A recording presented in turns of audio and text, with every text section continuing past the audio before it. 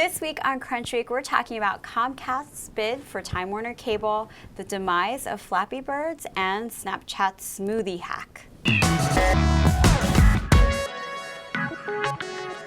Hi, I'm Lena Rao. Welcome to Crunch Week. Welcome, I'm Colleen Taylor. And I'm Ryan Lawler. So obviously a lot of diverse news here, but I want to talk about, one of the pieces of news that really started out the week, which was, actually it was in the middle of the week, I think. But it defined the week. I don't know why I said that, but the potential acquisition of Time Warner Cable by Comcast. And as a resident digital media video expert, what are your thoughts on it? Well, I mean, first of all, it's a huge deal. I mean, I think it's the 10th largest acquisition. If it goes through, it still needs to go through regulatory approval and, and all of that. But it's the number one cable provider in the U.S., acquiring the number two cable provider in the U.S. So Comcast has about 22 million subscribers. Time Warner Cable has about 12 million. With the terms of the deal as they stand now, Comcast said it expects to divest about 3 million of those subscribers, sell them off to other providers. But yeah, it will make, the biggest cable provider in the U.S. even bigger with about 30 million subscribers at the end of it. And the total deal price was $44 billion? It was $45 billion, yeah. So I think a lot of people saw this as this big, audacious move, because how can the number one provider acquire the number two provider and become this massive network? This is going to make it the biggest, if it goes through, the biggest cable provider sort of conglomerate thing in the world, second to China. Right. So this seems like it shouldn't be allowed. There should be an antitrust thing coming to play. Well, not necessarily. I mean, if you look at the way these networks are constructed, they're not competitive, right? Because Time Warner Cable doesn't operate in markets where Comcast operates, and vice versa. And so basically, the real problem with broadband competition in the U.S. is that there's not a strong, fiber provider to go up against the cable providers, except like Verizon or AT&T, but even they have kind of backed off their plans to compete in the video space. So, it's not really anti-competitive. It just makes the big networks even bigger. Is there any effect on sort of the net neutrality aspect of things, and does that play a part or was that something that was talked about a lot? I mean, I think that there are concerns. There are always going to be concerns whenever there's, large network providers having such a large share of, the total broadband market, right? Because the argument is that, even if they're not doing it now, they could throttle the pipes against someone like Netflix, which could be seen as competitive. And so there are potential net neutrality issues, but it remains to be seen whether or not Comcast or Time Warner Cable, or really any cable provider, would, actually do that. Do you have cable? I do. I got cable because getting broadband internet was cheaper with a basic cable subscription than just having it by itself. Is it Comcast or is it's Comcast. And how about you?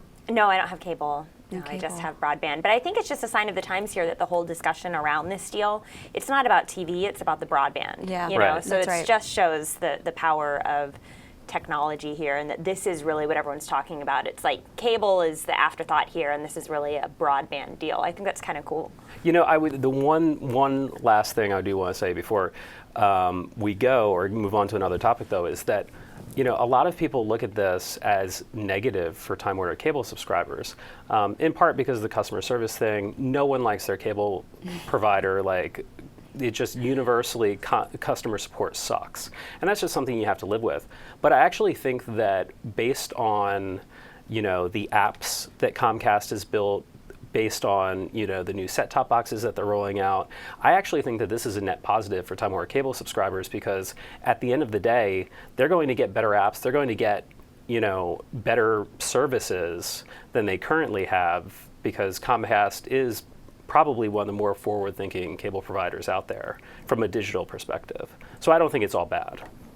Good news. Well, good news. I'm curious to see whether it'll be approved. But anyway, other news, bad news for any Flappy Birds fans, because the developer who created the app actually removed it from the store. It was such a surprising move. He just, for any background, like he was this Vietnamese developer based in Vietnam, of course, and he just did this on his own and he got a hit. And of course, it just began scaling so rapidly, and so many people were enjoying playing the game. And then over the weekend, he just said, I can't do this anymore. I think Flappy Birds has become such a big story just over the past week and a half here. And it's funny because it's such a small, scrappy success story. But I think there are so many different aspects to Flappy Birds that are worthy of, conversation. Because one is why the game was such a big hit in the first place. Yeah. I mean, this thing looked so simple. Yeah. And the graphics weren't good. No, they were terrible. I mean, it was just so, it almost reminded you of like the old school games that they used to play on your Nintendo, Right. And, back in the day. there was no way to actually win, right? Yeah. Like it was just how far could you go without losing? And I think that's kind of fascinating. Like, it reminded me of, Josh kind of reminded me of this with his post, like, of the quote from War Games, like the only winning move is not to play, basically. I think maybe people wanted some of that. People wanted some tough love. I talked to Matt Panzerino, one of our editors here this week, and he was just saying that, it's become too much of a world where just everyone gets a gold star even for playing, or everyone feels like they can be a winner or something, or these games where you can pay to skip past certain levels or whatever. But Flappy Bird is just this old school kind of game where, either you win or you lose, and there's no... No, you always lose. Right, you always lose, and there's no consolation prizes. It's just super difficult. Yeah. And so, but then Dong Nguyen is the name of the creator, and he took it off of everything. I think that's a really human story too. Everyone this week has been speculating, why did he do this? Was the Vietnamese mafia involved? There were all these conspiracy theories, and the fact is that he just got overwhelmed, and he was on his own, and there's something to be said for the sort of indie game developer who wants to stay indie and doesn't want to, create these hits, or at least, repercussions of what, having a hit like that where there's like many millions of downloads. Yeah, I mean, it's one thing. I don't think he really set out to have this sort of breakout hit the way they came out.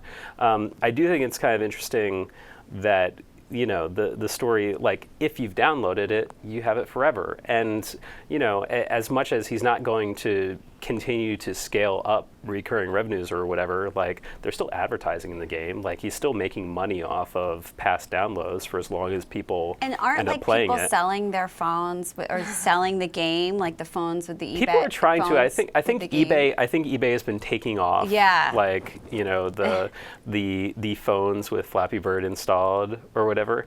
But it's just sort of a fascinating story, like rags to riches, and then just can't deal with us. Right. It shows the stresses of having a big success, and especially in a place, he's in Vietnam where, I think I was reading something about where he lives. It's, the average income is, I don't know, lower than you would think in the United States, with the currency exchange. And then here's a guy who's making the equivalent of $50,000 a day with this app. Yeah. It just, was overwhelming, and he was dealing with it on his own. And that I think it's an interesting example of these things. And I like that he was very transparent. He did give his interview to Forbes, and it was conducted in Vietnamese, and he kind of told his story. I think a lot of people can relate a bit to his reaction.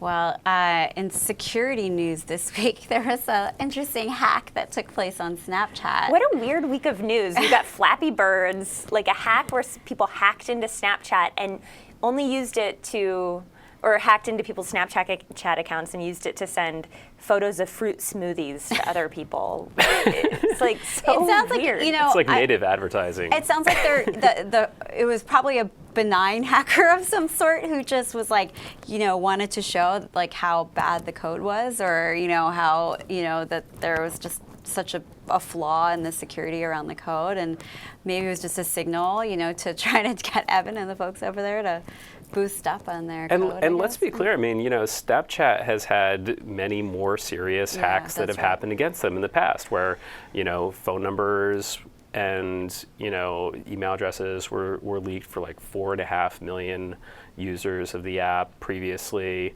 And I seem to recall it was either that hack or another one where someone said, we let Snapchat know about the security vulnerabilities in the app, and we never heard back from them. Yes, this just shows how important it is, and I think Snapchat is not on the good side of the security researcher community and the open source community that often, does these things called responsible disclosures, where they'll find out something wrong with your app, but they will come to you and let you know before they publicize it. And it's a responsible disclosure, and they'll give you a certain amount of time to fix it yourself. And often those people who discover the hacks, they get what's called the bounty, or at least they just get thank you, from the company.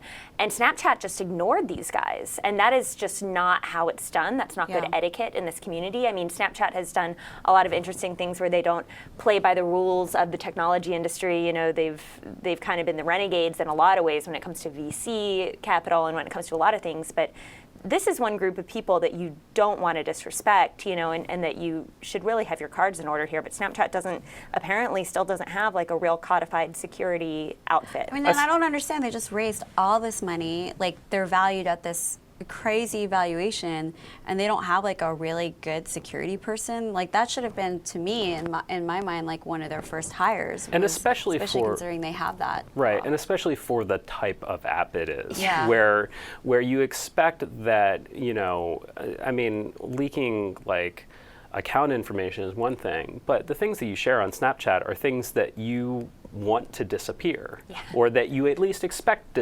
will disappear.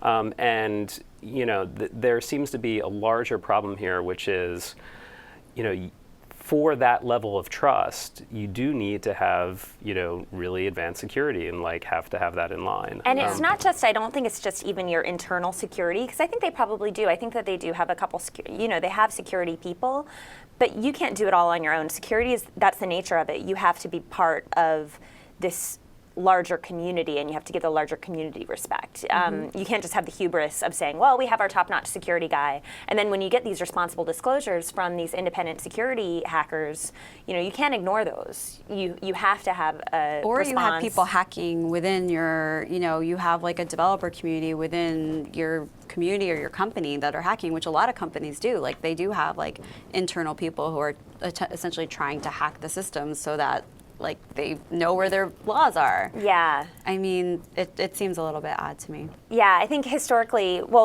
big companies have always known that it's important to have these things in place. Microsoft, Google, Facebook, Mozilla, they all have a big bug bounty program, and they're very public about this, and they have security hackathons and these kind of things. And I think that we're seeing that even small startups or relatively small apps, they have to kind of have their ducks in a row too. Yeah. Well, that was all the time that we have for this week. Definitely join us next week on Crunch Week.